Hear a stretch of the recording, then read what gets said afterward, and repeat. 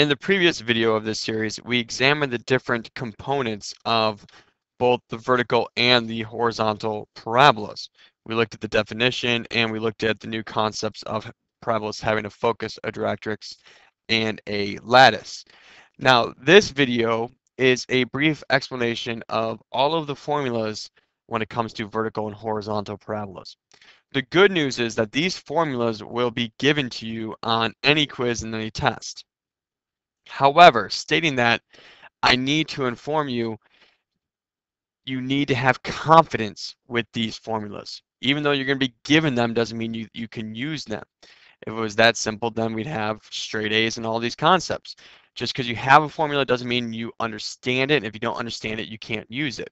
So that's what we're going to be spending some time looking at in this video based off of what we covered in the previous one. So our vertical and our horizontal parabolas have different general forms. Vertical is y equals a times x minus h squared plus k.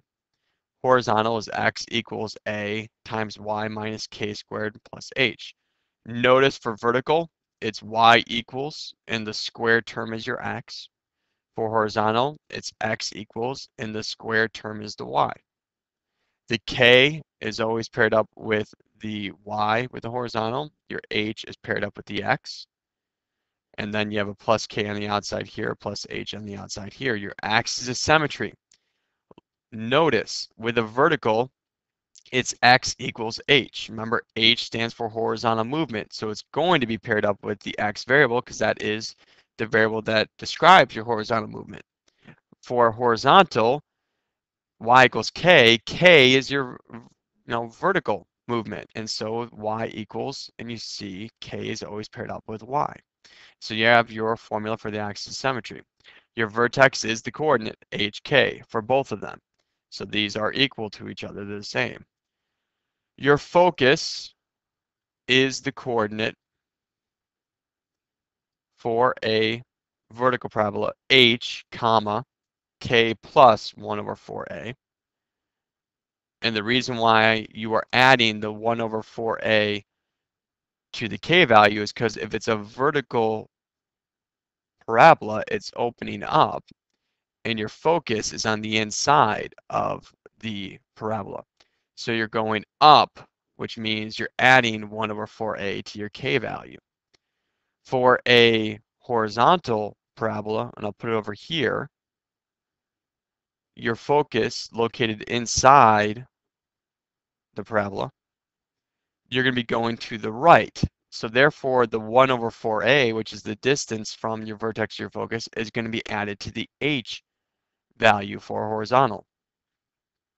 And since there's no up or down movement here, the k stays the same. And since there's no left or right movement, the h stays the same. The lattice has the same formula for both. Now, if we remember, this whole 1 over 4a is the distance from the vertex to the focus and the vertex to the directrix in the opposite direction. Here is a vertical parabola.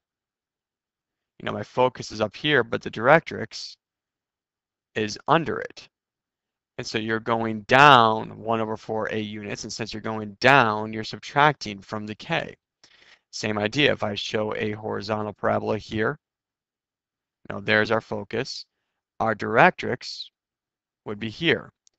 And you're going left 1 over 4a units from the vertex, so then you're subtracting 1 over 4a from the h. So do be familiar with the patterns that hold with this formulas and understand them before you move on to actually applying them to write parabolas in general form and graph from them.